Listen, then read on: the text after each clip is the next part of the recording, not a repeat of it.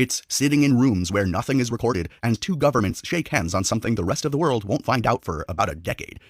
Within 18 months, you've sat in 3 of those rooms. In one of them, you are the youngest person present by 15 years. You watch your father broker a deal between a European government and a group of private investors. The government needs emergency money. The investors need guarantees.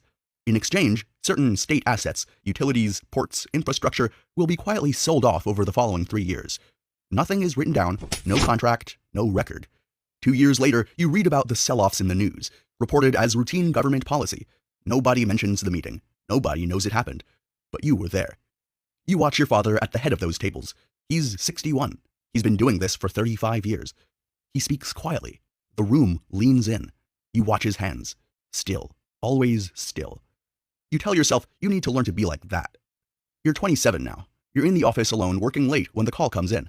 A journalist, Financial Times.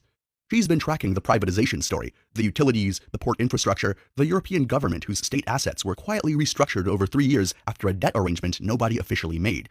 She has a source inside the ministry. She's missing one piece. She says your name appeared on a visitor log from a meeting 18 months ago. She wants to know what was discussed. You sit there. The office is empty. No one is listening. No one will know what you say next except you and her. You think about the room, the government officials, the creditors, your father's hands at the head of the table. You think about the privatizations reported in the press as routine policy decisions, the 3 years of careful architecture that produced an outcome nobody could trace back to a single evening in a room where nothing is written down. You could tell her everything. You could walk out of this building tonight and never come back. You're 27 years old, you have a first-class degree from Oxford, and the name on your CV opens any door in finance. You have options that most people in this industry would dream of. The door is open. You can see it clearly. You could walk through it so easily. Then you tell her you have no comment. You hang up. You open your contacts and you make a different call to a man 2 floors above you whose job is managing exactly this kind of situation. You give him her name. You give him the publication. You tell him that she has a source inside the ministry. You tell him to do his job. You sit there for a moment. Your hands are on the desk.